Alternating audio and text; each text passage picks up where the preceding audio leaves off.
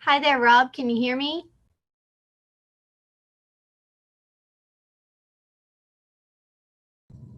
I can hear you. Can you hear me? Yes, I can.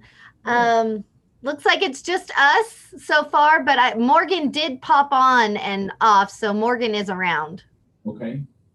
And I'm just seeing four people. Is that right?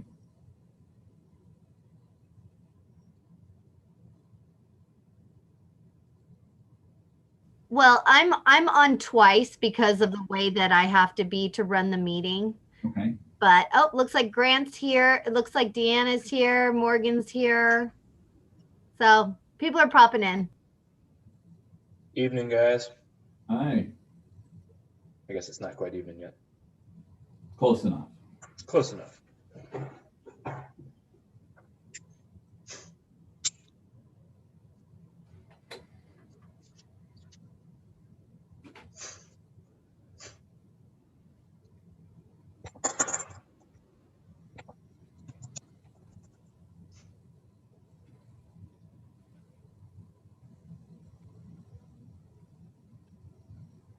And Rob, I just made you a co-host. I am not entirely sure what that means, but okay. That means you can let people in and out of the meeting. You're still the chair, right? I am indeed. Okay. Yeah, you can let people in and out of the meeting. Or I can do it. It's totally fine. Why don't you do it? And I'm just curious, can you keep people in the meeting? Wait, what do you mean keep people in the meeting? I'm just kidding. Oh, Karina, did you happen to send, or can you send to either me or Rob just the spiel that we need to read about the public meeting? Does that make sense?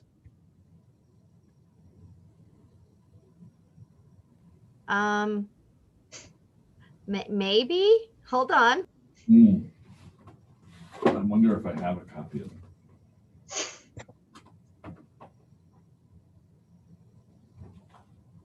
No. I'm sure I can dig one up as well.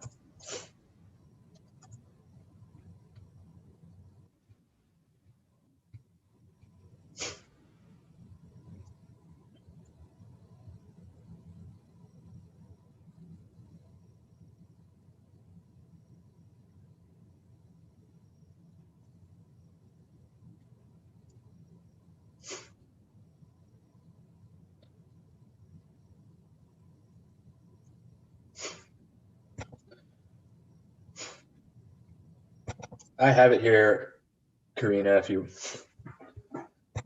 just want me to read it when we get started. That sounds great. I thought you'd like that, Rob. Just waiting for it to load. I didn't receive a list of folks that were planning to attend or not attend, so I don't actually know who we're expecting. Karina, do you have any idea?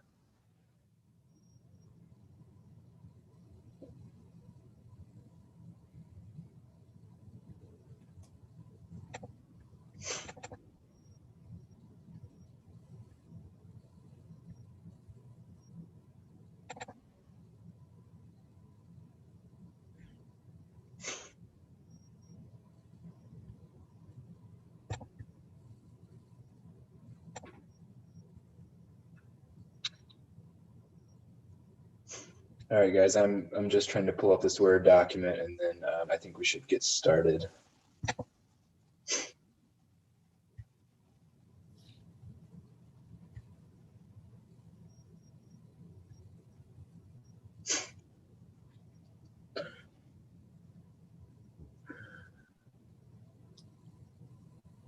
Of course, my computer. Okay, I'm gonna kick us off here by reading a script here. So thanks for joining our meeting being held via Zoom webinar.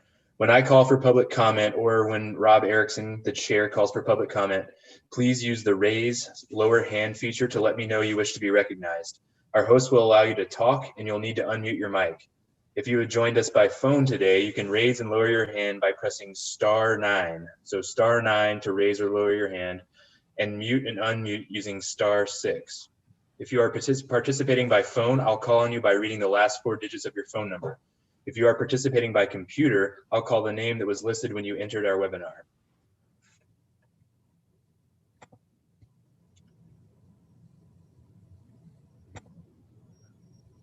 All right, with that, Rob, do you want to kick us off? Sure. With that, we'll come to order. We do have a quorum. The membership may have noticed that we're short member in terms of total numbers. We had some folks who left, they turned out, and we have a new member, which we'll talk about in a moment, but we're only 10 right now. But we do have more than 6, so we have a quorum.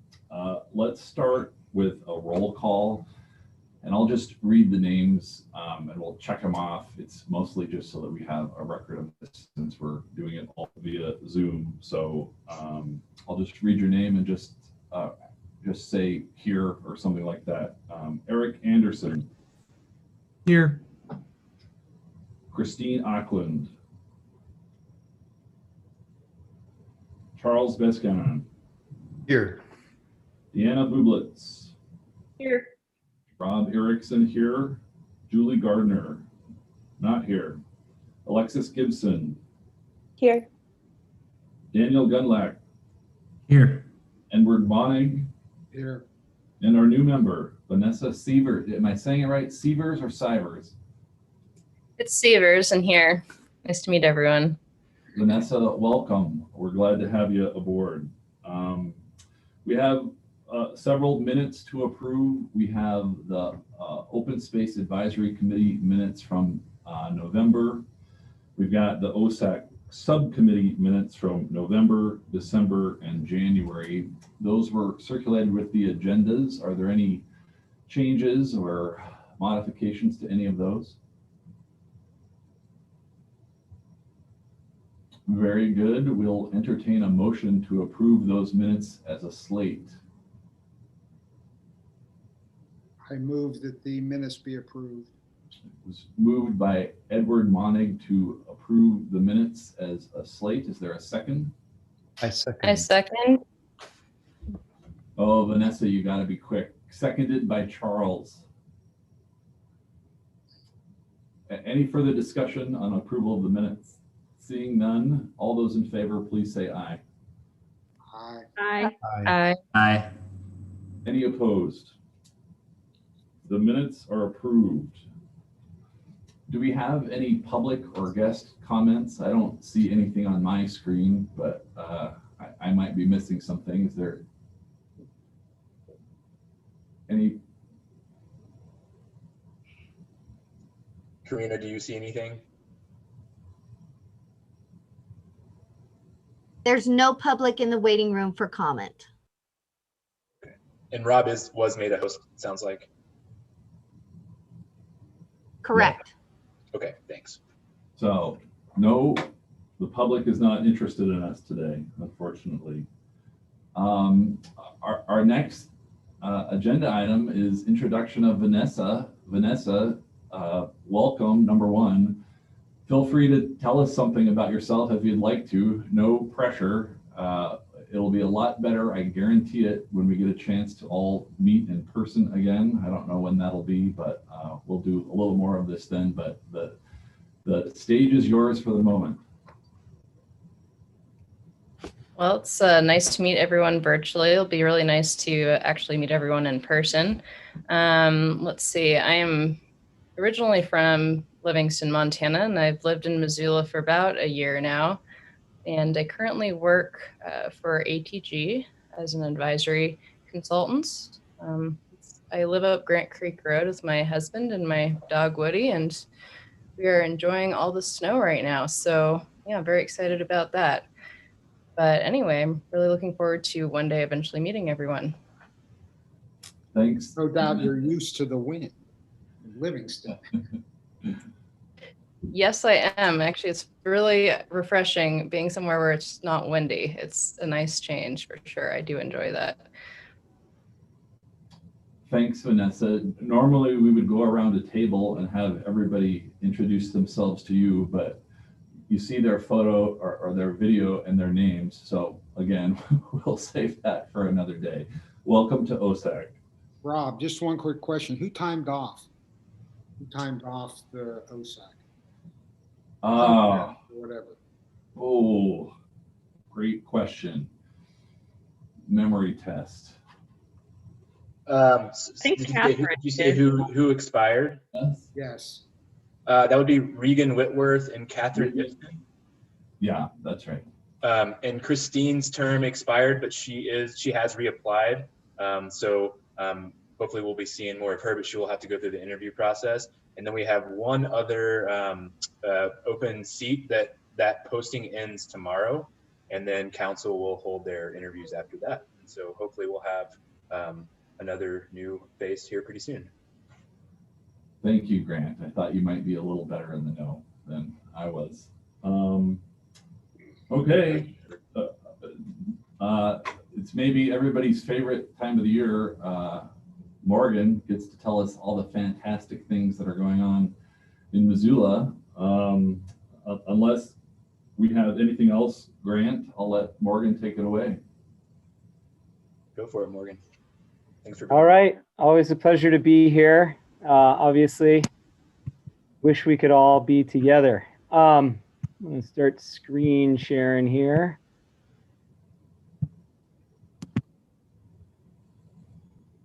So many of you know me. I have served as the city's conservation lands manager for 12 or 13 years, and have been around since the beginning of that program and kind of watched it develop, help it develop. It's certainly gone through a lot of growth. A lot of the lands that you all helped the city purchase, I end up managing.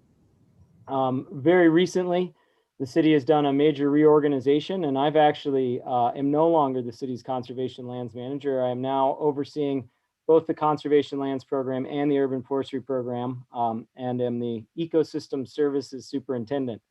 So a little bit of a change. To let you all know, we are just about ready to introduce our new conservation lands manager. We're finalizing that job right now, and so that person will be coming on here soon. And so Grant asked me to come in, and rather than normally this time of year, we are finishing up all of our numbers from last year and kind of putting out our end of season reports. And I'm going to apologize right off the bat. We've been so short staffed. Those end of season reports are a little slow in coming. And so I don't have a lot of our accurate numbers from 2020. But in talking with Grant, I think what he really thought would be most valuable would be to just get up and really talk a bit about some of the changes that have been happening within the conservation lands program. Also talk about just some of the basic work that we do. And then of course, highlight some of our priority projects for 2021. And so I'm going to talk a little bit less about what we did last year, and talk a little bit more about, what the program is going to look like moving forward, and then also kind of how the program operates, and then generally what we got planned for next year. And so one thing I do love on all these presentations, I challenge my staff every year to go out and take good photos of our open space lands so that I can include them in our presentations. And so pretty sure every picture you see today is going to be a snapshot of somewhere on one of our open space lands. And hopefully, as folks that are out there, you'll recognize areas. This is actually the Schilling property. It's not currently open to public access, but we're looking off over the Moon Randolph homestead here in the distance, and the remainder of the North Hills. Grant and y'all, as you know, have been working hard to connect some of these larger landscapes. This is actually a portion that eventually will connect over into Grant Creek. So as I mentioned, the Conservation Lands program is underneath the larger Ecosystem Services Division. This is a bit of a flow chart to just let you see how things have changed. Disregard some of these names. We've actually had some staff turnover. Here I am. I'm now overseeing the Conservation Lands Manager, which will be filled here by the beginning of March, and our Urban Forester, which is actually vacant as well. So I've been actively managing, doing two people's jobs for the past 8 months, and I'm ready to get these managers in. In our urban forestry program, of course, we've got our arborists that do a lot of work in the field and our urban forest specialists. In conservation lands and a lot of this, and I'm going to show you a little bit more about how this structure evolved with the passage of the 2018 Conservation and Stewardship Mill Levy. But essentially, we've got our research and monitoring program, which is a research and monitoring coordinator. This person we just made a job offer to as well, and will be starting March 8th. Our conservation land specialist, Clancy, who actually was our research and monitoring coordinator before. I know you guys who have been around for a while have met him. He is now running our specialist position, does a lot of our outreach, our communications, our education, grant writing, that kind of stuff. And then the rest of these folks are our primary field, in the field maintenance team. Our maintenance tech, Kate Souza, if you remember her, she resigned last year. We left on very good terms. She decided to really go full-time with her ranching career rather than continue to work 80 hours a week trying to run a ranch and work for city parks. It was a little bittersweet for both of us, but we've just filled that position. Underneath that, we've got a natural resource tech assistant, which is actually vacant as well right now, that we're looking to fill. And we're really kind of moving from our historic structure, which has been very much just a bunch of folks that are Jack and Jills of all trades, and we go out and do everything, to try to get a little bit more programmatic focus, where we'll have a natural resource team and a recreation resource team. We also have a plant propagation team that really kind of facilitates both of these two roles. And I'll get a little bit more in depth on kind of how that all works with another flow chart. So ecosystem services, what are they? Obviously, it's a really mouthful of a buzzword. You've probably heard a lot about it. I think in general, over the last few years as a city, we have really been talking about these lands and the infrastructure and facilities that we manage really serving a much higher role within the community than just our traditional roles of conserving habitat and providing recreation. And in the whole model, this is actually one of my favorite models that I found online of ecosystem services, where you've got this ecosystem down here. I've, of course, add a habitat that provides all these different services to the community that is adjacent to them. And so there's those regulating services like our water and our climate regulation and carbon sequestration, our provisioning services from our fresh water to you know, the animals that we hunt, the picture, and then also our cultural services, so our tourism, our recreation, our spiritual ties to the land. And that really does build that all those elements of human well-being that we have crafted as, you know, kind of a way of life in Missoula.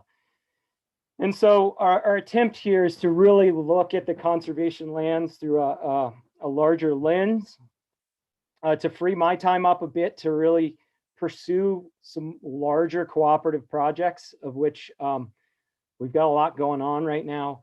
And then also to make some of those ties into our urban areas through the urban forestry program. And so this ecosystem services division really has some primary project areas that we're developing. The first is really green infrastructure and climate resiliency. And so really working on those you know, cooperative projects to reduce human impacts on our natural ecosystems, but then also to really soften our urban environment. So working to capture and filter stormwater, working on urban cooling with our urban forest.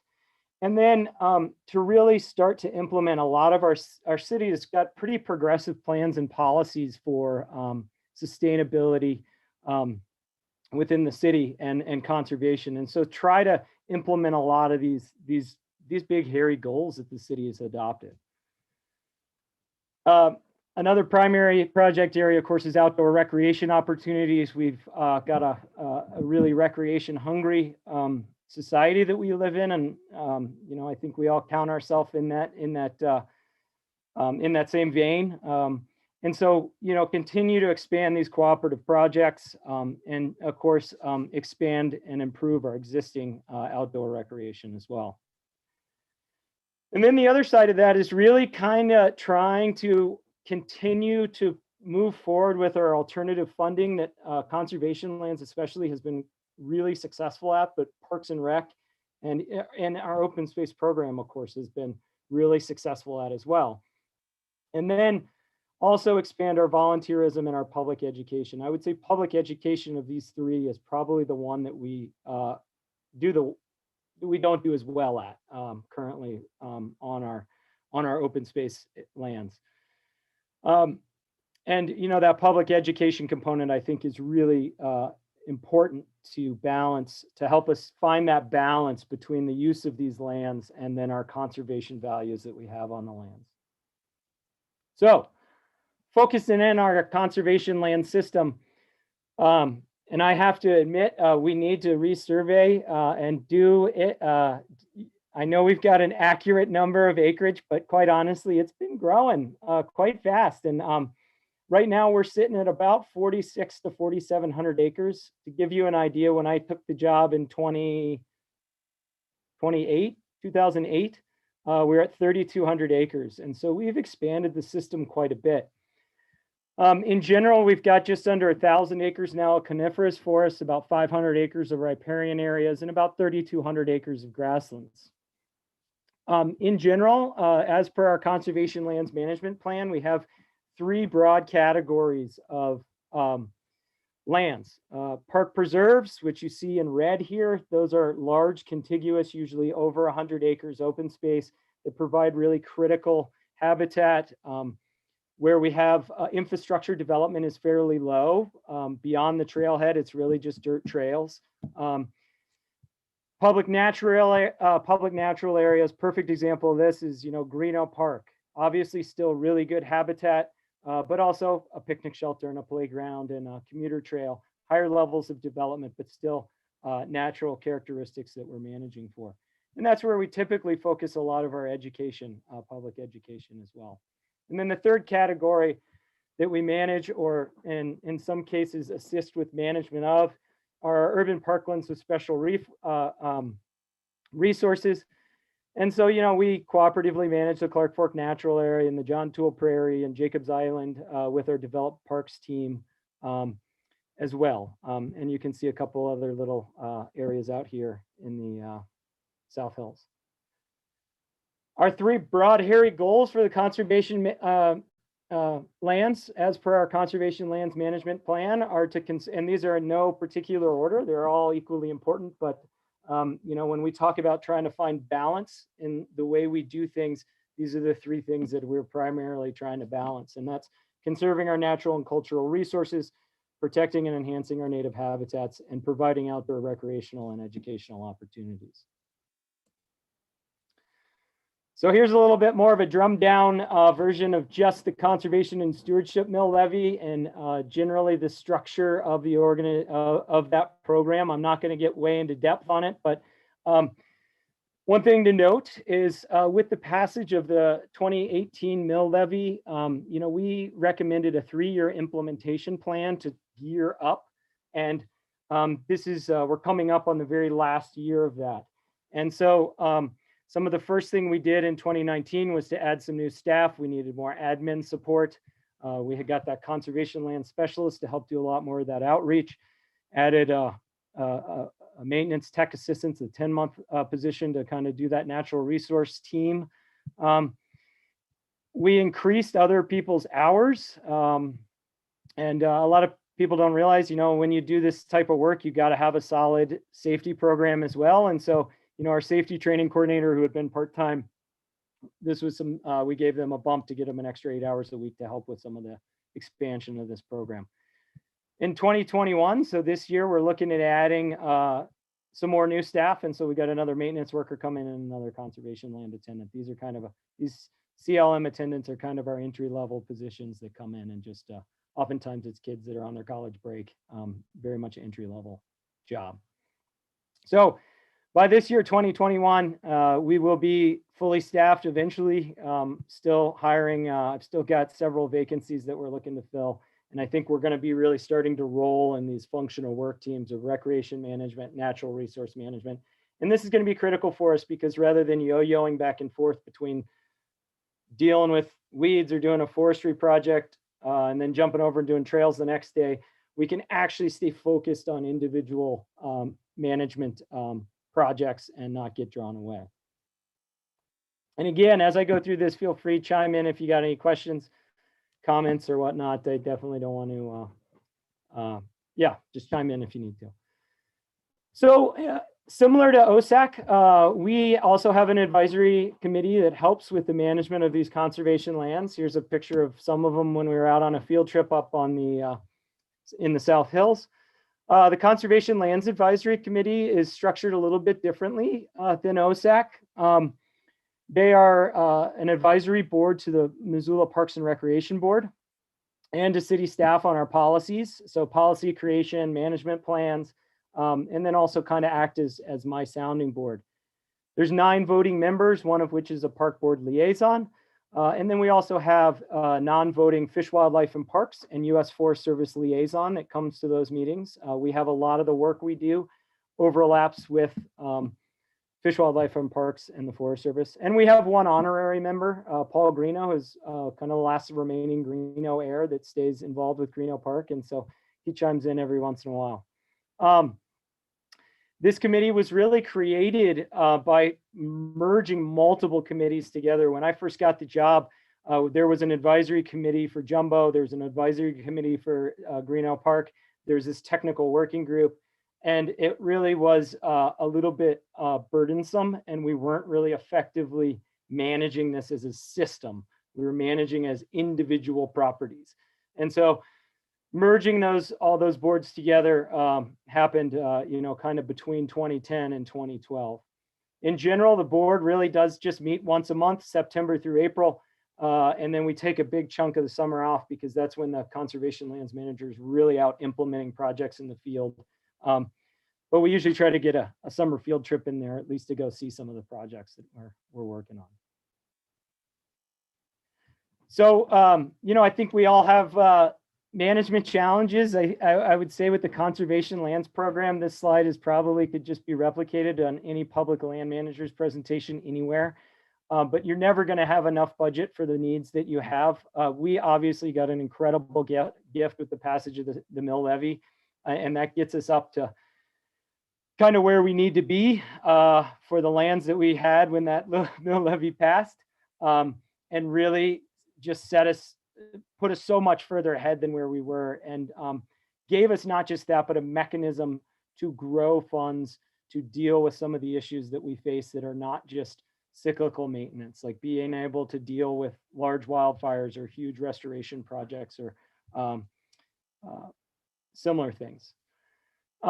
One thing we really focus on is, obviously with limited budgets, I think the other thing is we have limited seasons. So much of our work is seasonal, whether or not you're waiting for rain to fall or snow to melt or ground to thaw. You've really got to prioritize your expenditures in your work. And, this really leads to the need for some really sound strategic planning.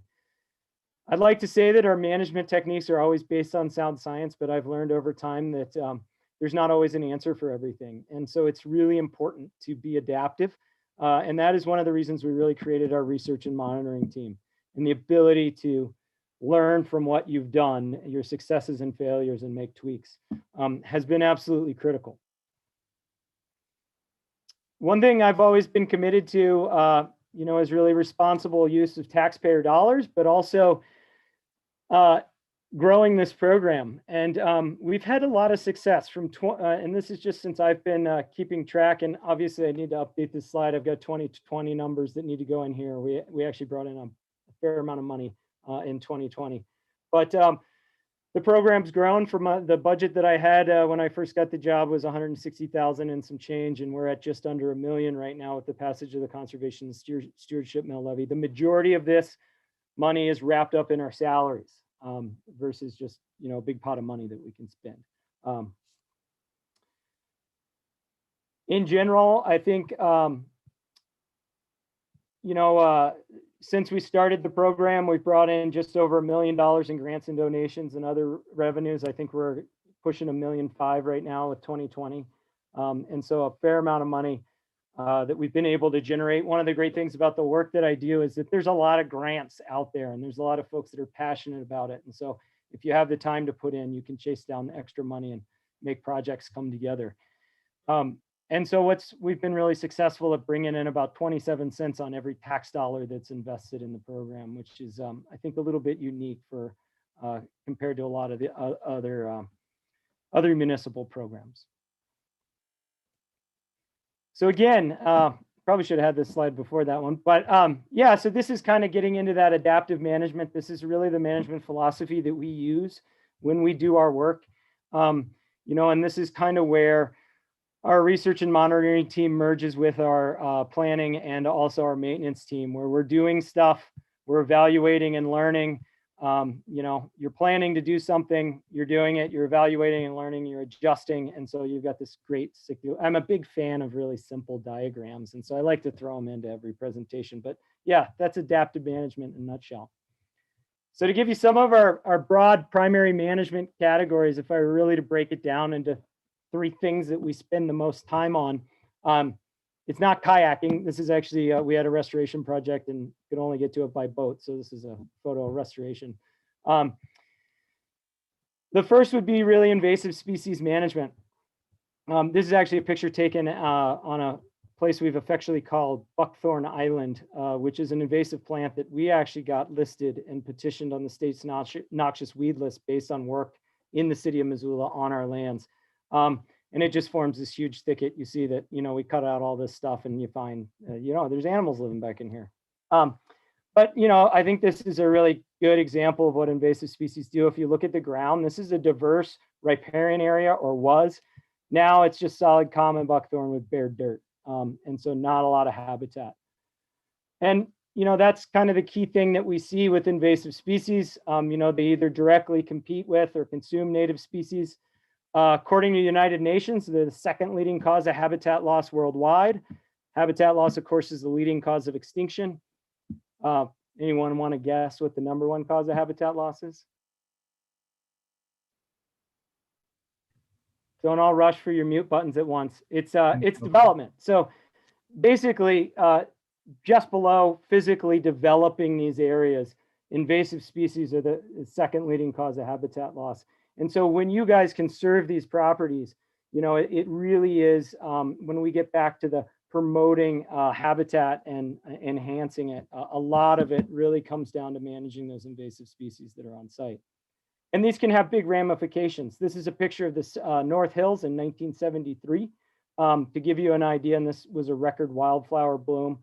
That's Jim Brown there, by the way, if anybody's interested. So this is what it looks like today. Exact same time, exact same photo.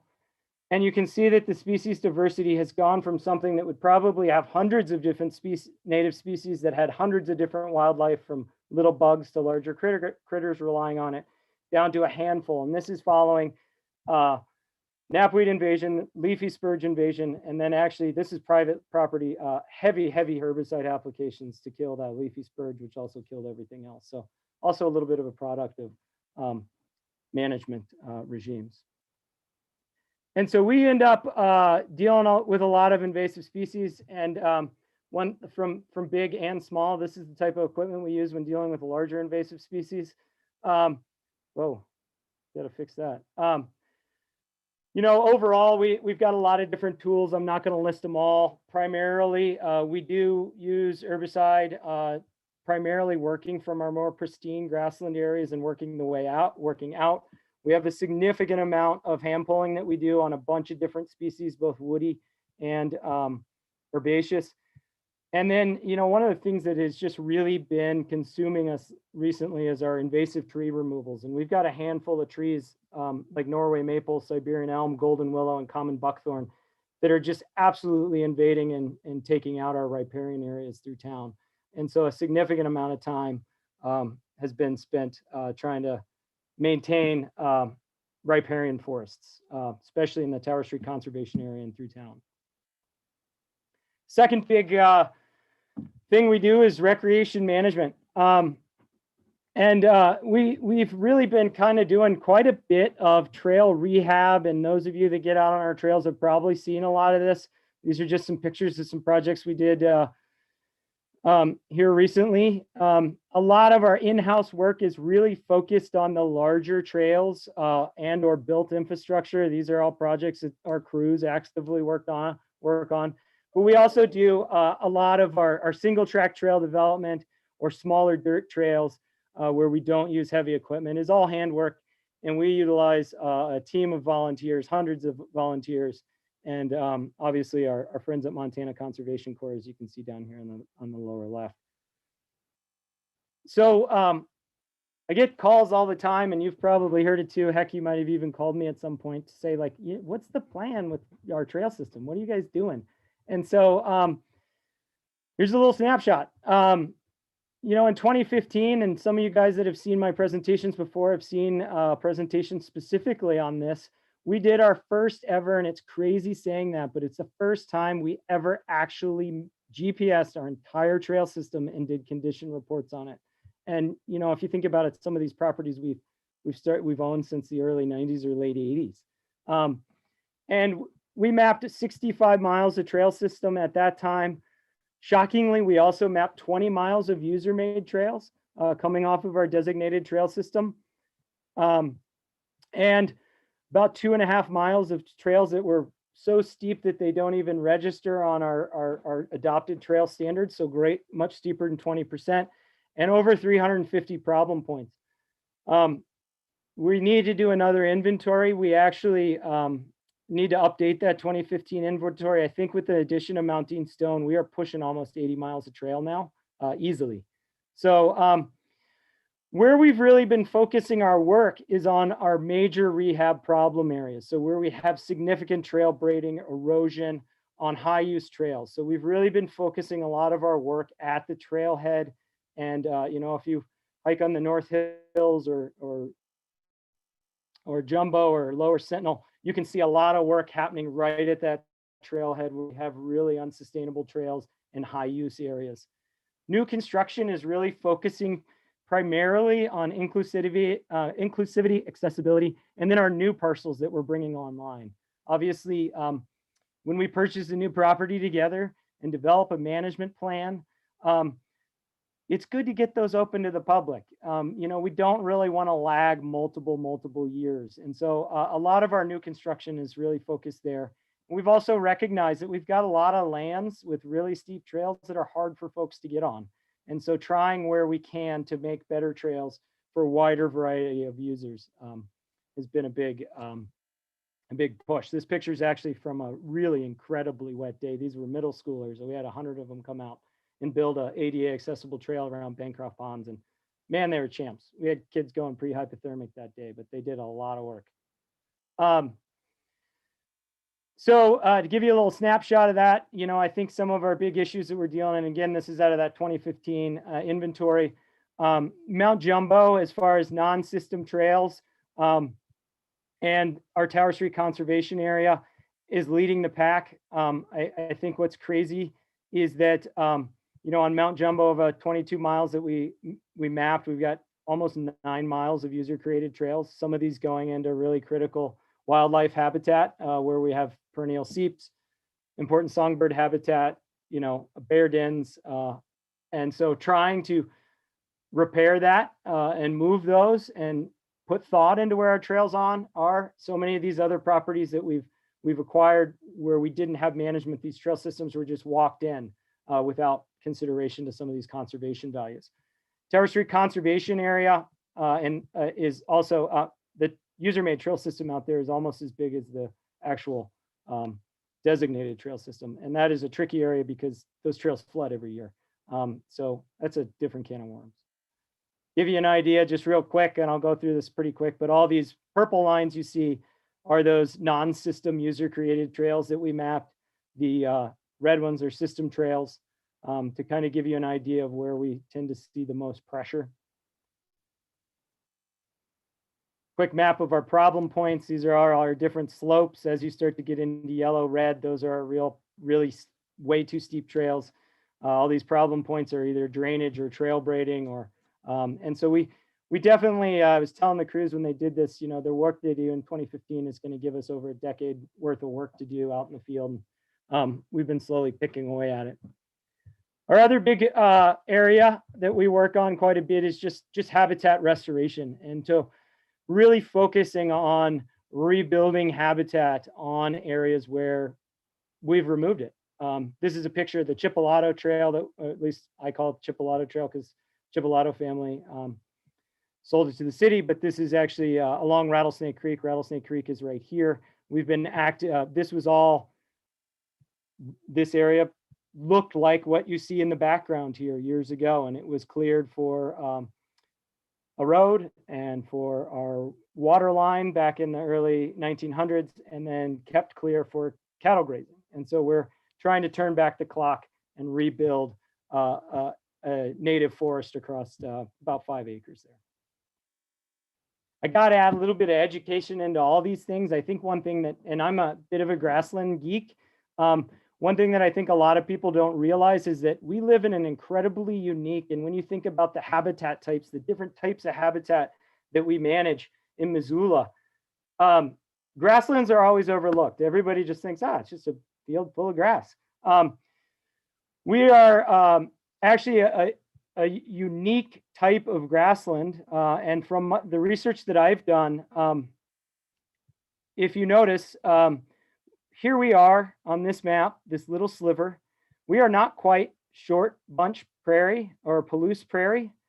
We are not quite northern short grasslands. We're a combination of the two. And this was actually documented back in 1958 by a guy named William Mitchell. I found his thesis in the UM archives.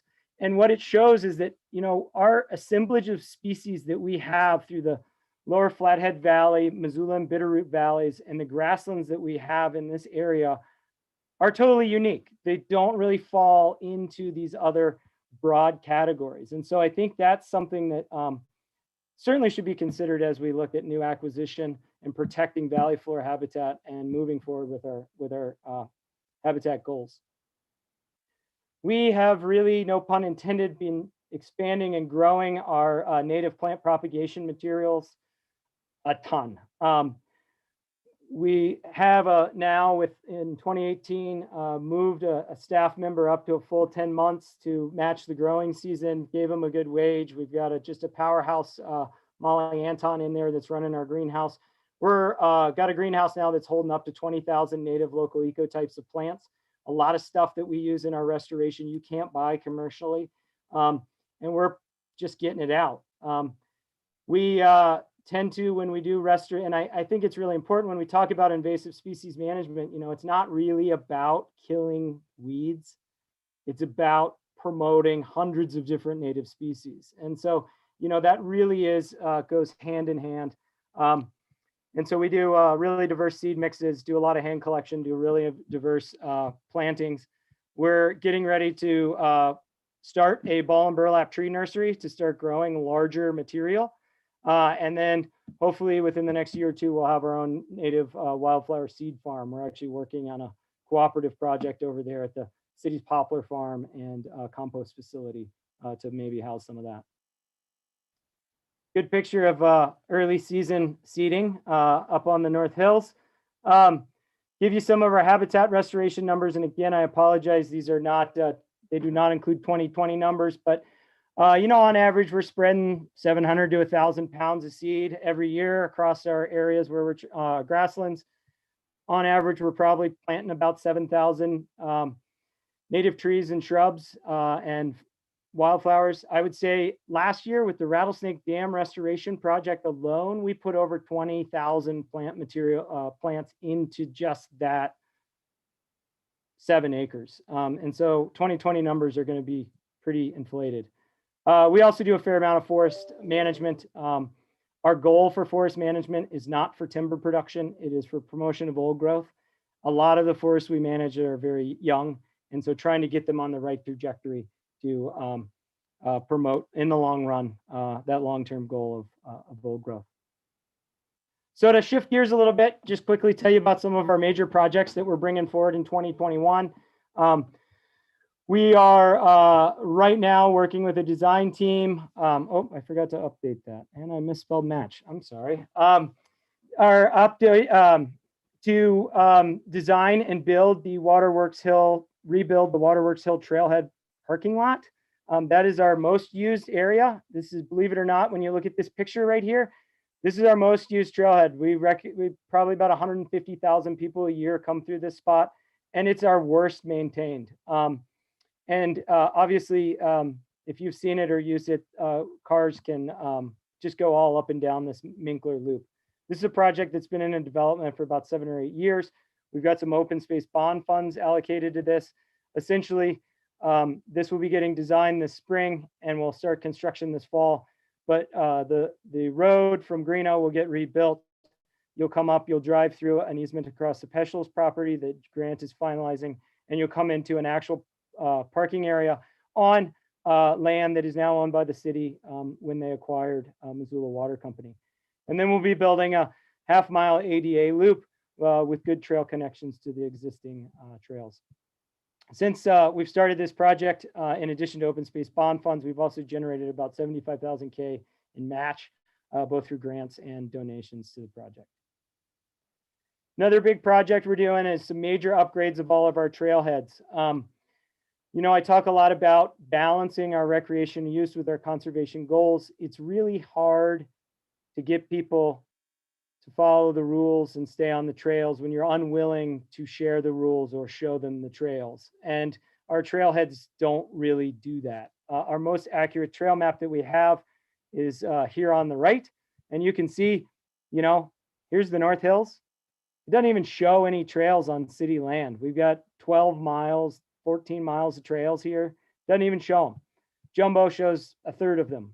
We don't even have a trail map for the rest of the city. And so we're really going to upgrade all of our trails, all of our trail maps, all of our trailheads as acquisition have occurred, have been kind of developed hodgepodge over time. We don't have a consistent look. You don't know you're at a city trailhead when you get there. You don't know what the trails are. We've done a pretty good job of getting the rules up now and providing trash and mutt mitts. And this is another project that's going to have some open space bond money that's been allocated to it. Our inventory that we did, we've got actually 171 access points right now that we managed to get people onto these lands on our conservation lands. That's a lot. I actually did not realize how many there were until we actually mapped them. 19 constructed parking lots, almost 400 individual signs, you know, 44 trash can, 39 mutt mitts.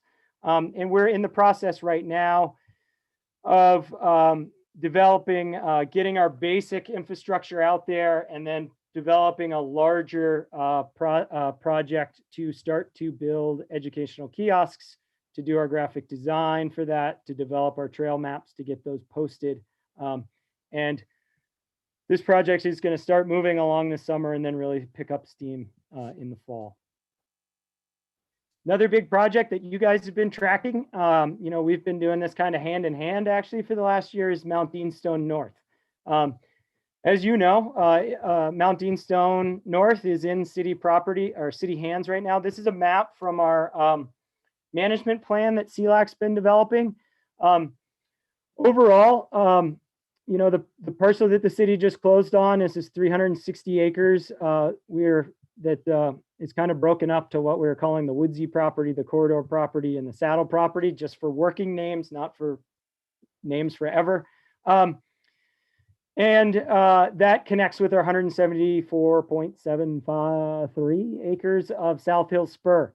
With the adoption of this management plan, this entire parcel, the South Hill Spur, will no longer be called the South Hill Spur. We'll be calling this whole area as it's written in the plan. If it gets adopted as it's written, the Mount Deanstone Preserve, which will be 535 acres with about 10.5 miles of trail. These are the key trail connections in yellow that we need to build this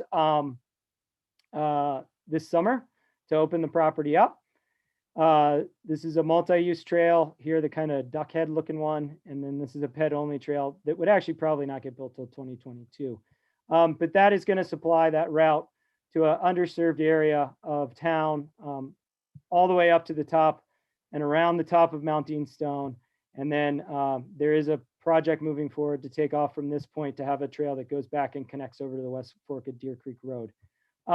Again, public comment period is open on this right now. It's very easy to find if you just do a Google search for Mount Dean Stone Preserve Plan. If you'd like to check out the whole thing, please get on. The public comment period goes for 2 weeks, and we're a few days into that. A couple other things to note: we are recommending, and this is after much discussion with our Fish, Wildlife, and Parks and a lot of other folks that have used the land, the upper area of the property will be open to hunting, as are the state lands on either side and the Nature Conservancy land that wraps around it. We are also recommending a seasonal dog closure. So from this point, generally up the hill will be closed to dogs from December 1st to May 1st to protect elk and mule deer winter range up at the top of the mountain. This is a really kind of critical area for them, especially in the spring, but they're in there right now quite a bit too. So please go on and check that out if you'd like to. We're hoping to get that adopted in March and then start finishing up these trails, getting our signs in place, and opening it to the public in early June. Big planning project that I know you guys are aware of as well, that has a open space bond money in it as well, is development of a access and restoration plan for downtown Missoula for river access. I've been working on this project for about 7 years. And we are almost, we're negotiating with the design and engineering team right now on a scope. We will be starting a public process this spring, so you will be getting notifications to come and provide input on how you want our riverfronts to look. And then we're hoping to have it designed and permitted by next winter, and then breaking ground in fall 22.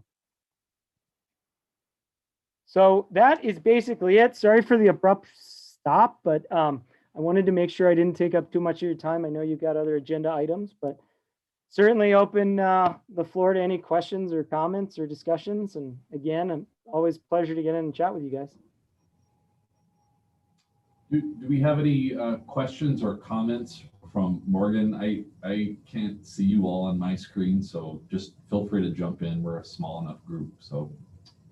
Guys, I would encourage you to use the raise hand function just so we can kind of go through folks one at a time. We're not talking over each other.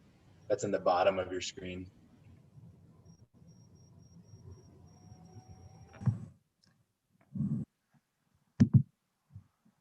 Edward, go ahead. Hi. Great presentation, Morgan. Really appreciate it. Besides the stewardship levy, you have about $1 million a year budget, about half, if I remember correctly, about half of it's from the stewardship levy. Is the rest of it just general obligation city funds, or where does that come from? Yeah, the stewardship levy essentially doubled my budget. But the rest of it is coming from just regular. Yep. City, yeah, just general fund and our parks district. Yeah. Dan, did you have a question? Yeah. So I was looking at the org chart, and it's pretty incredible how much it's grown and changed in the last 10 years, or I guess even just the last few years.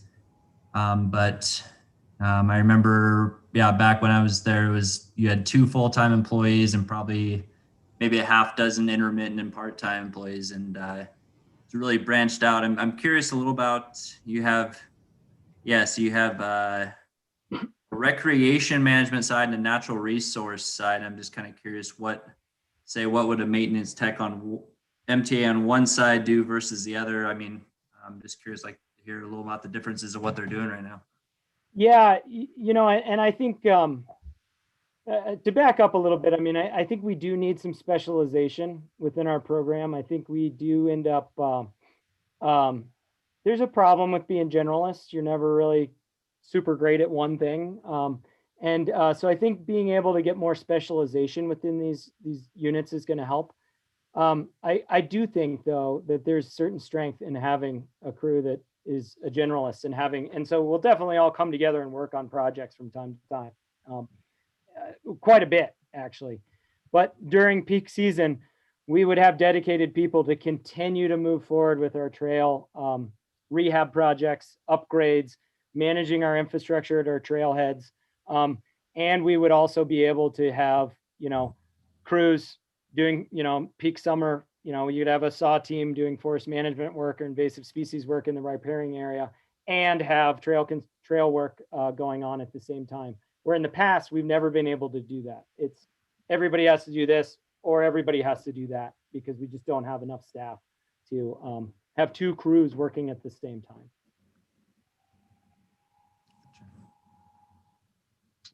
Ed, did you have another question? No, I did not. I think he's giving me a high five. That's exactly right. 5. Oh, sorry. How did that happen? Okay, sorry about that. Any other questions for Morgan? All right, Morgan, you're off the hook. Thanks again. That was an excellent program. Really appreciate it as always. Yeah, thanks so much. Anytime. I look forward to continuing to work with you guys and check out these new properties you're working on. Thanks, Morgan. Exciting stuff. And Thanks, Morgan. Speaking of exciting stuff, what about the new evaluation process, Grant? Yes. So we can get started. I'm going to attempt to share my screen.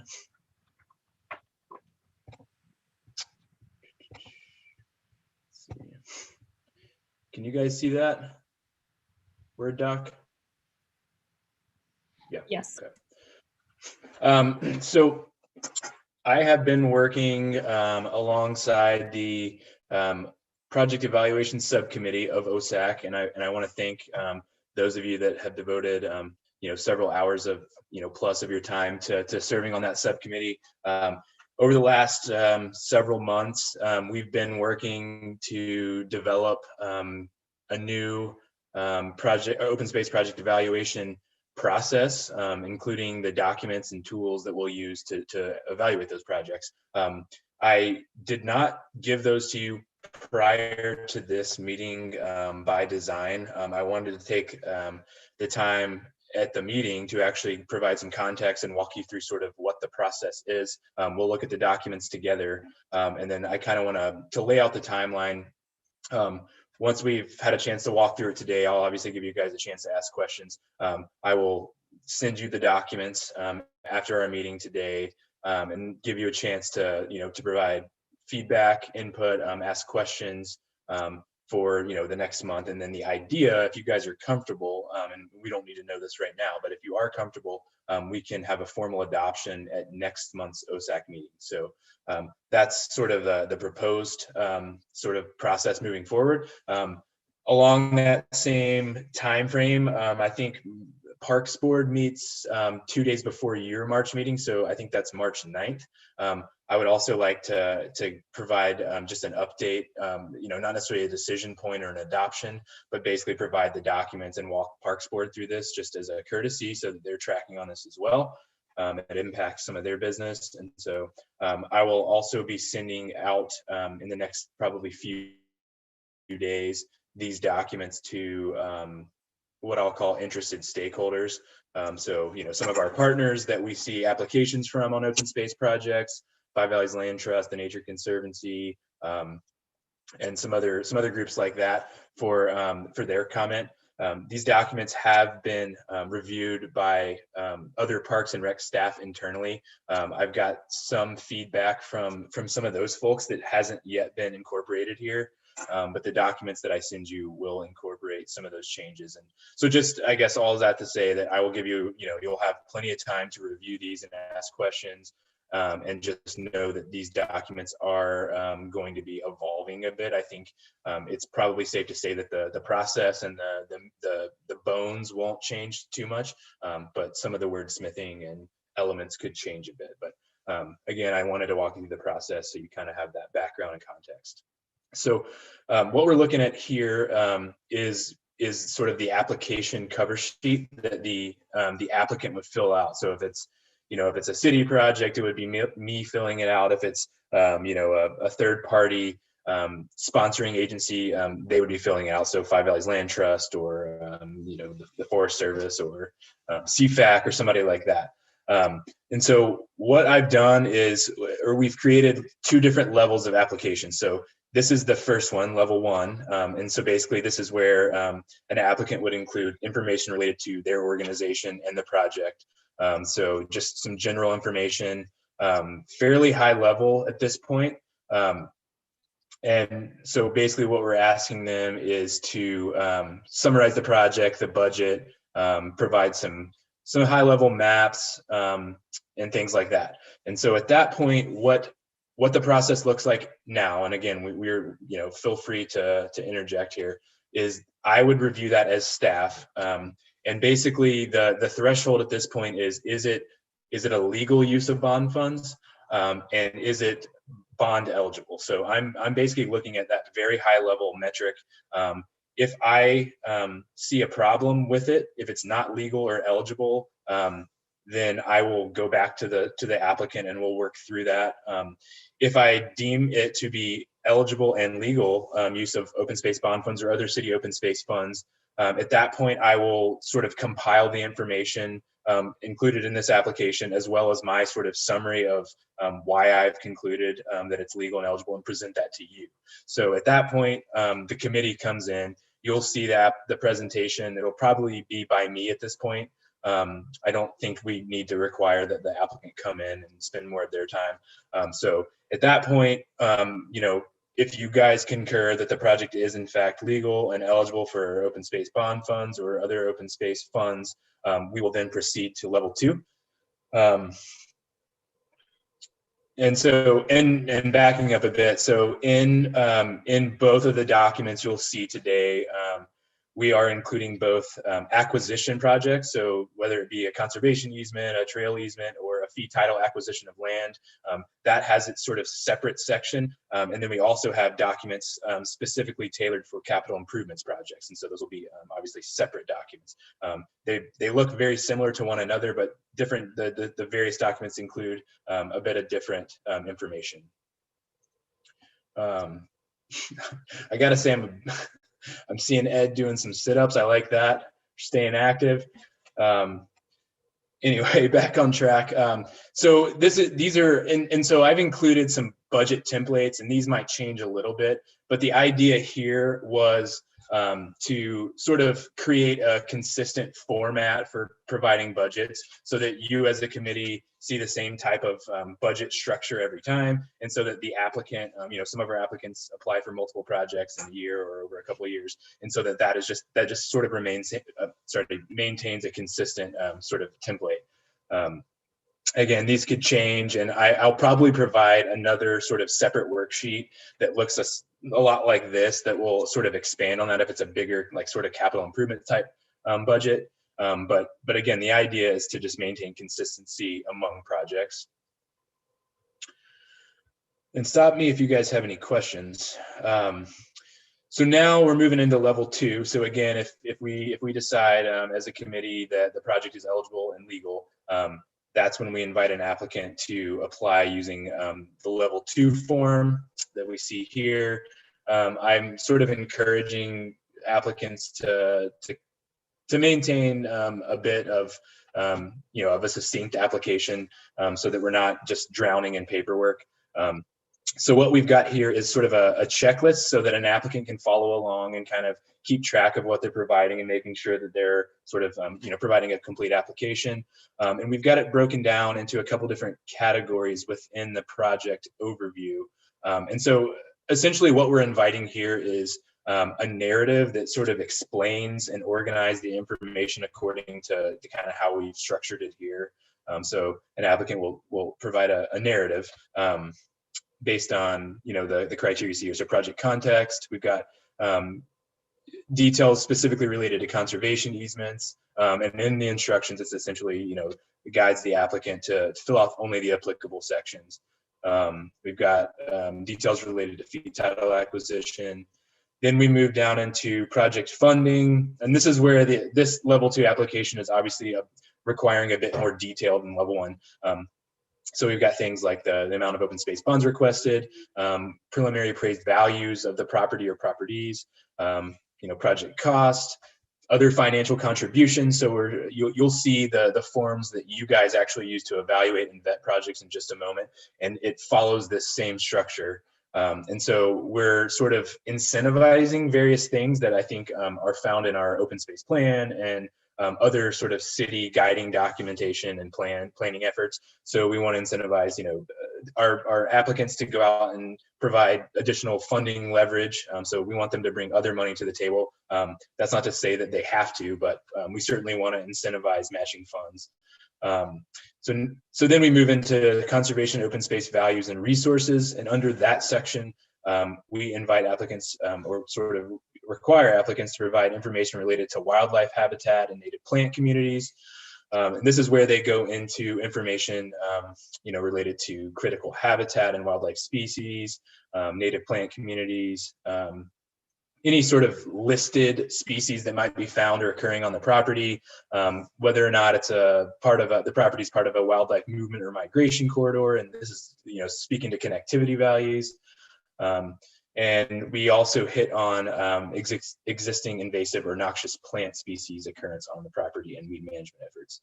And so you guys will have a plenty of chance to read through these, but I just kind of want to touch on some of the higher level, important information that sort of Morgan just touched on, and some of the things that you guys will be using to evaluate these projects. And then you have sort of in the past as well. Next, we have a water quality and water resources section. I think that one speaks for itself, but again, here we're just trying to take an inventory of what sort of water resources are found on or near the property. Connectivity, riparian habitat, things like that. Next, we've got agricultural and working lands. And obviously this would be, this is probably more going to arise in the conservation easement context. So here we are seeking information related to what kind of operations are on the ground, whether it be, ranching and stock or timber management, timber harvest, rather, sort of the agricultural conditions present, what kind of irrigation infrastructure and applicable water rights are found on the property. And so as you can see, these, we're requesting some pretty detailed information from these applicants. And I got the question from, some of the subcommittee members basically asking, is this overly burdensome on applicants? And as in my previous position with a land trust, I was often in the position of having to put together these materials. And I can tell you from my experience that most of the time the applicant will have these materials already at hand, right? Especially if we're talking about, a partner like Five Valleys Land Trust or the Nature Conservancy or CFAC. Those are very savvy, community partners that are already sort of researching and documenting this type of information. We're just asking them to provide it in sort of a consistent package so that we can, vet the projects in a very transparent way and create a record so that, we're here for the public and we want to sort of keep track of how we vet projects. Next, we have outdoor recreation and public use. Again, we're asking here for, number one, does it include a public access or recreation component? We ask about connectivity. We talk about, what kind of sort of supporting infrastructure and facilities are found on a project or property. And then we go down into sort of potential impacts of that on other open space values in the property. So that speaks to sort of, instances in which we might have conflicting values. So a really nice piece of habitat where we're also trying to provide some public access, which is, a lot of good conversation around conflicting values at the subcommittee level. So that was something we really tried to incorporate. Next, we have scenic and aesthetic values. And finally, I think we have cultural and historic resources. And so here we go into, educational resources, historic resources, tribal resources, or significant, areas that might have some special significance to tribal entities. We look at sort of, other cultural and educational opportunities that might be present for the public at large, or, other educational groups.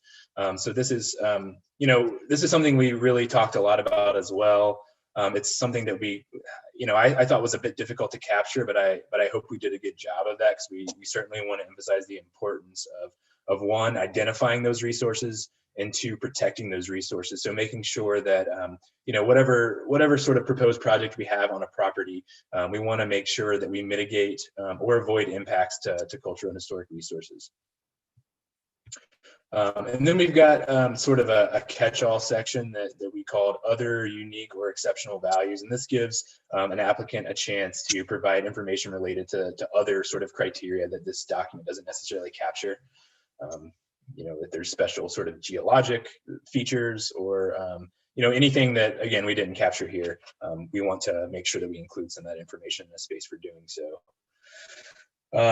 Then we sort of funnel down into required documentation and maps. And again, this is just a checklist of what we hope that an applicant can provide that will allow us to vet a project. So we've got information related to ownership and deeds, legal descriptions, information specifically related to conservation easements, appraisals, things like that. We ask for a series of maps, again, to help sort of just create this transparent record, so we can, and also to help visualize like what kind of resources are found on the property of the project area. That section was specifically related to acquisitions, and we have a very similar form. These will be broken out into separate documents. I've included them here all in one document just so we can flow through them. But now we have the level 2 application specifically related to capital improvements projects. I should add here that at this time, city policy is such that we are only inviting capital improvement project applications from the city itself. Now, that doesn't mean that we won't have capital improvement projects where we partner with other community organizations or community partners, but at this time, the city has such an appetite for capital improvement projects that we really want to focus on some of those. And I think that was identified as we sort of campaigned for the open space bond back in 2018 and before. And so that isn't binding, that can change. But again, it's just because of the demand of city needs at this point. So you'll only see an application, at least in the near term, capital improvement projects from the city. So that's the end of the level 1 and level 2 application documents. Any questions before I move on to the project evaluation worksheet?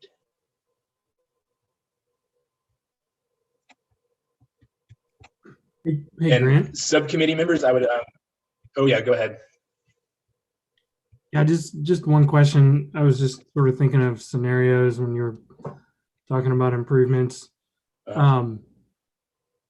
Like for instance, Five Valleys, may want to do some improvements to the property, like a trail. That wouldn't be considered at this time, it sounds like. I think that it could be considered. I think it would likely be, if drilling down on that question, if there was a scenario in which Five Valleys wanted to build an additional trail on like the South Hill Spur, or the new Deanstone corridor, that's sort of a bad example because it's such a tight corridor, or the Bluebird property would be a better example, then we would certainly encourage that, because those are city-owned properties. We would work in conjunction with Five Valleys Land Trust to sort of navigate this process, and that would absolutely be eligible. I think what I'm speaking to is Five Valleys Land Trust wants to apply for, capital improvement funds to build trail, somewhere in, around Lolo or something on Forest Service land or something like that.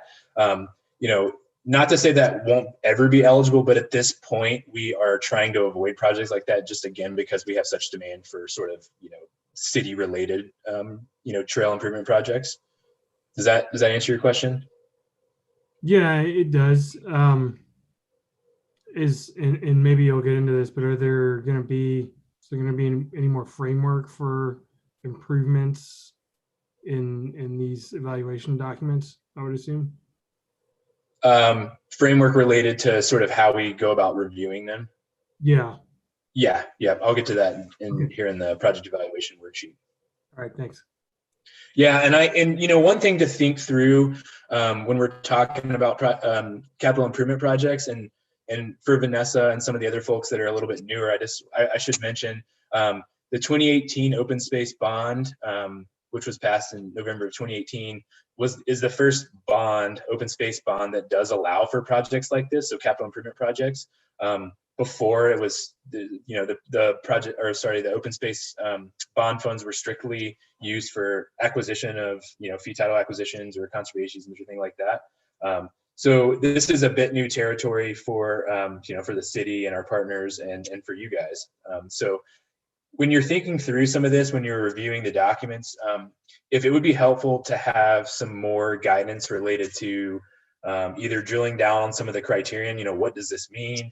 Or some more guidance related to how we want the budgets to look and things like that, please provide that feedback, because I think, again, this is all kind of new territory for all of us. Any other questions on what we've covered so far?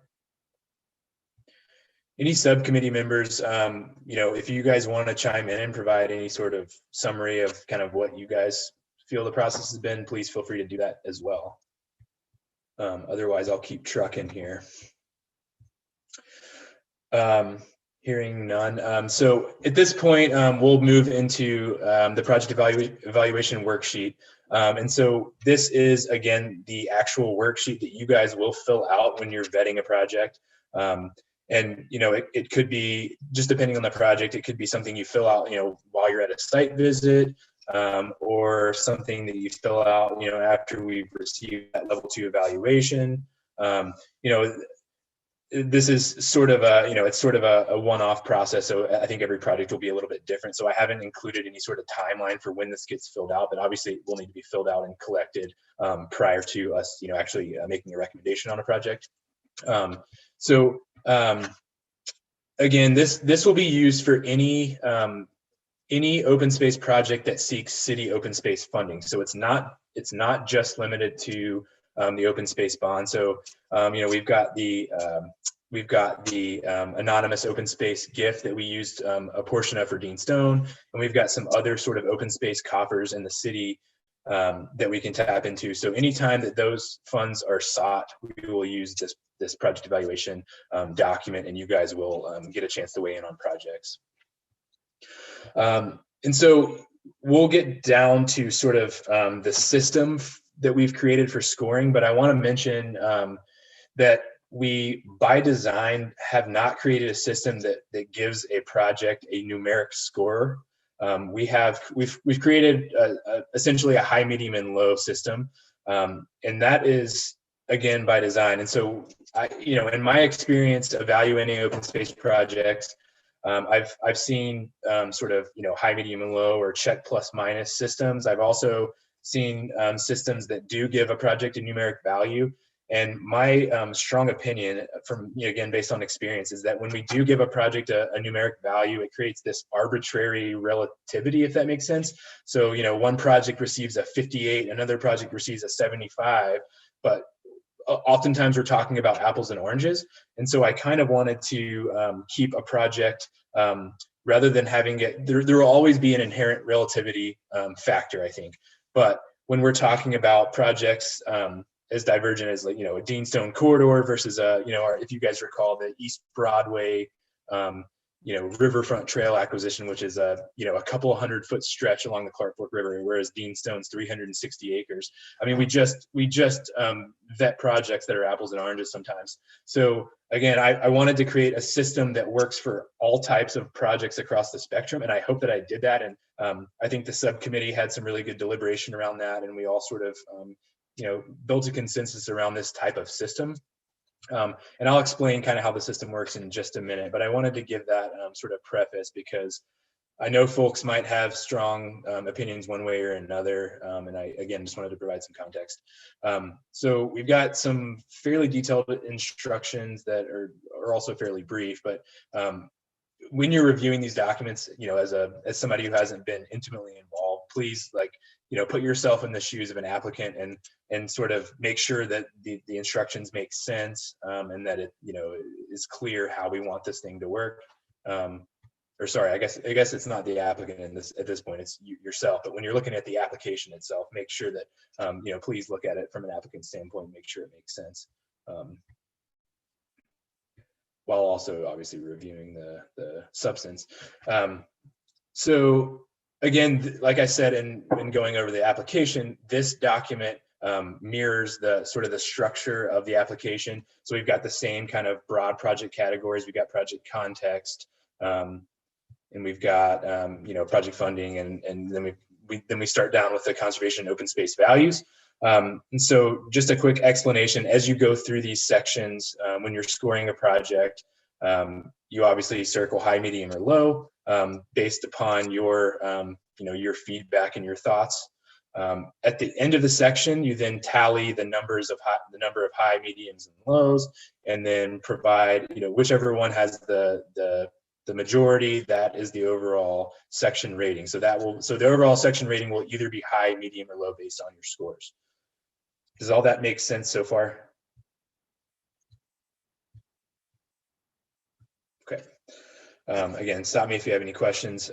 So here we have project funding, and these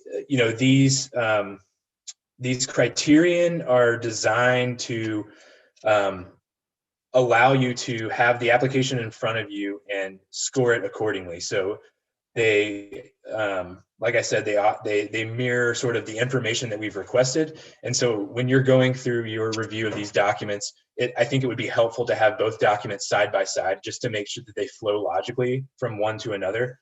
That was really helpful for me.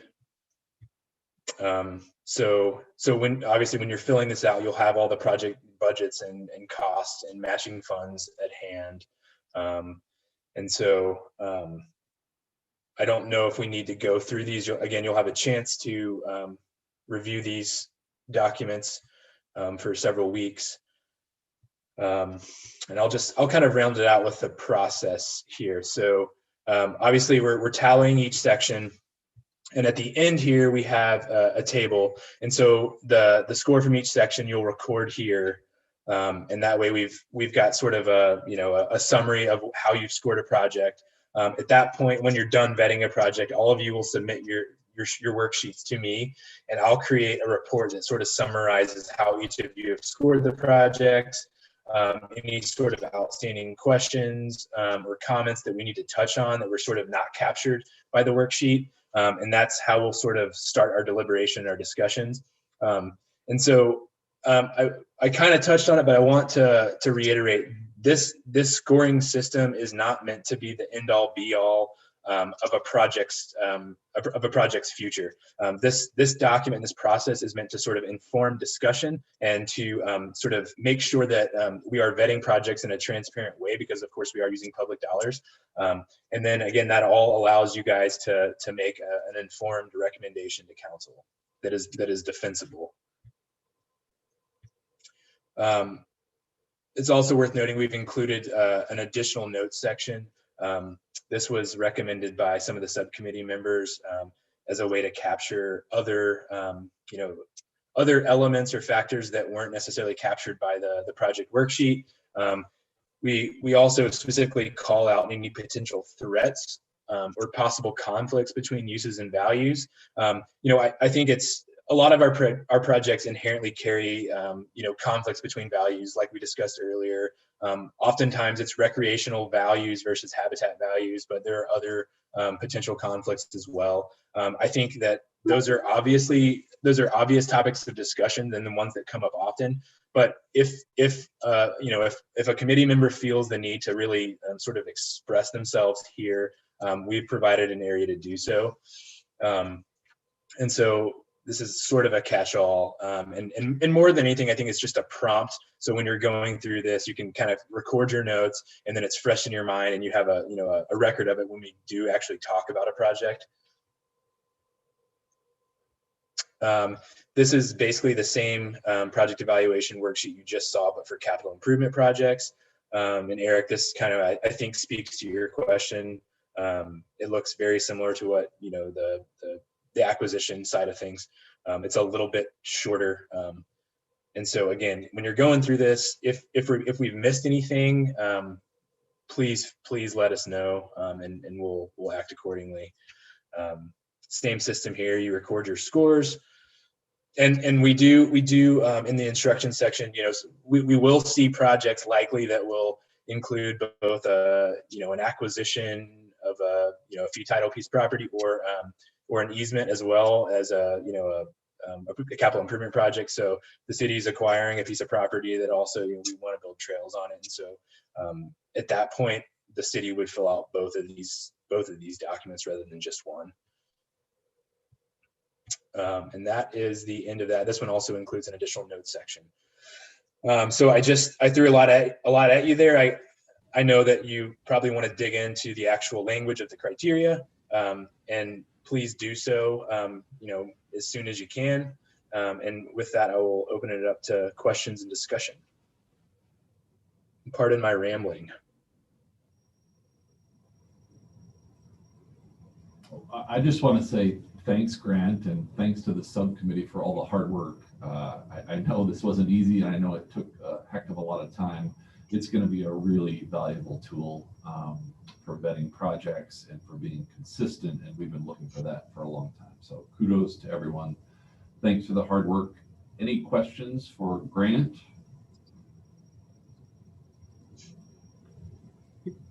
Hey, Grant, are you going to email this to us, or how are you going to get it out to us? Yeah, we'll email it to you. It'll also, it'll be posted with the minutes as well of this meeting, but we'll shoot it to you via email. Karina, before I answer that, Karina, is that possible? I'm not as well steeped in the sort of public meeting laws as Karina probably is. I don't know if Karina's still with us, but either way, we'll get it to you. And if it's in the minutes or if it's on eScribe, I will make sure you get the link. It'll be in the minutes, and you can also email it to them as well if you'd like. Okay, great. Grant, I had a question. Sure. Sorry if I missed this. Before we had, I understand what you're saying about scoring, but we had sort of a break point of like a project had to get so many points to move forward. And so for the high, medium, low, how do you see that as sort of working? Yeah, I think that's a good question. My inclination is that after if an applicant or an application gets to level 2, that means it's eligible and legal. At that point, we'll have all the information before us. And again, I think my thought is that once we vet a project and talk about it and visit a site as a committee, I think that threshold isn't needed, right? It'll be pretty clear to us whether or not we want to proceed with the recommendation of a project. But please feel free to let me know if you disagree. No, I don't disagree. I think a lot of times it seemed like we had a sort of a sense by the time we had scored something about how people felt about it. I just wasn't sure if that had been a discussion in the Yeah, no, I think that's a really good question. And I don't know that we specifically discussed that, but I guess, to go back to what I said earlier, I think, this evaluation is meant to be objective, as objective as it can be, based on, data, maps, resource assessments, things like that. And obviously that stuff will be submitted by the applicant, and some of it will be researched by yourselves or me. And so there's not much flexibility in scoring a project, right? It's and that's by design. So we try to make it very objective so that it's not basically a committee member putting their opinion in, is, you know, subjectively feeling about a project. So we might have an instance in which, you know, we get this project that, you know, provides a lot of value in some way, but might not score very well. And so if we did have that sort of what I would call an arbitrary threshold, a project might not be able to move forward as a matter of policy. When in reality, it might be a really great project on the ground that provides a lot of benefit. And with this system, we have the flexibility to sort of explain ourselves as, yes, this doesn't score quite as well as we would like based on this objective criteria, but we have the ability to add these additional notes. You know, there's, you know, the exception, the unique exceptions sorry, I can't speak. That category that captures anything that isn't otherwise captured. And so I think we just have more flexibility here. Grant, if I could just add to that a little bit, you know, we're still gonna vote as a committee on moving forward with projects. So this doesn't replace that.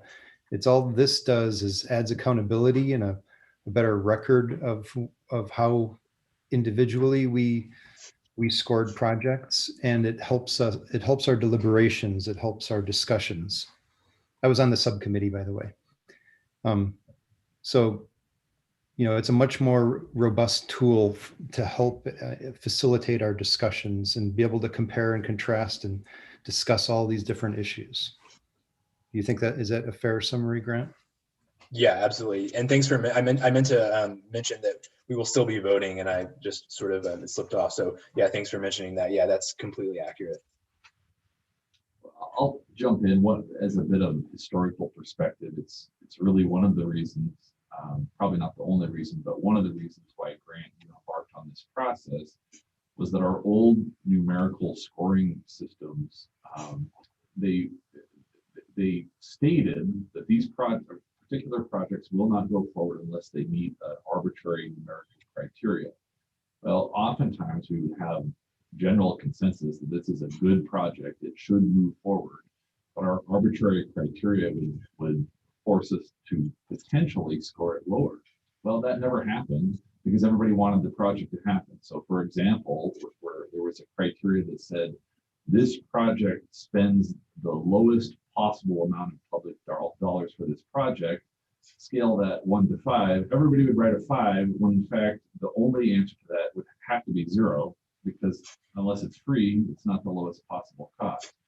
So what we ended up with was a process where everybody would fudge a little bit to make sure that these good projects that were unanimously selected would still fit our awkward criteria. This is a much better process. And again, I really thank you for all the hard work.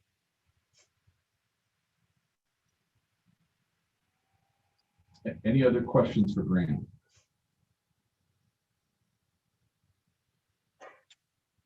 I guess I have a question about process, Grant. I understand we'll receive these, and then do you want to receive comments, or should we just reserve those for ourselves and then at our next meeting have a discussion? What's the best way to proceed on that front? Comments on these actual documents? Correct. Yeah, so that's something I wanted to talk about once we sort of finish talking about the actual documents themselves.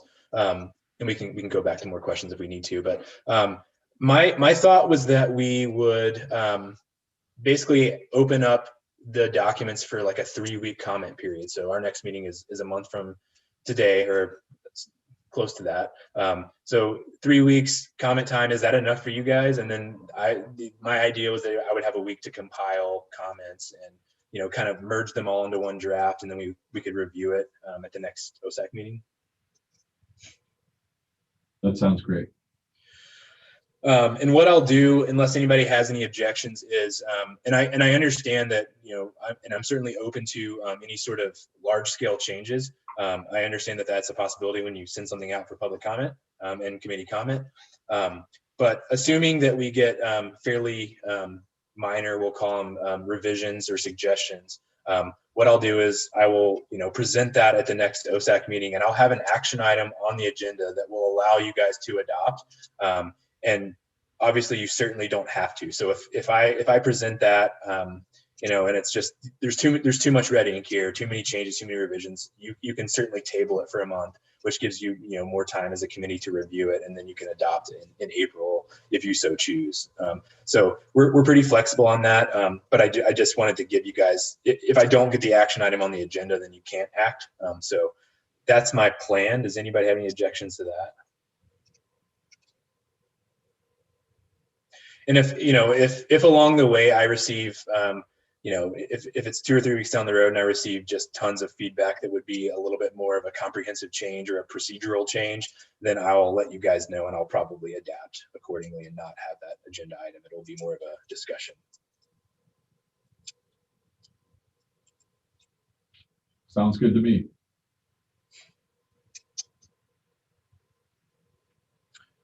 Other questions, comments? Okay, we'll look forward to receiving those from you, Grant. We'll inundate you with our comments, but it looks pretty swell so far, so good job. We don't have any action items today. We don't really have anything else on our agenda. Any final parting thoughts for the good of the order?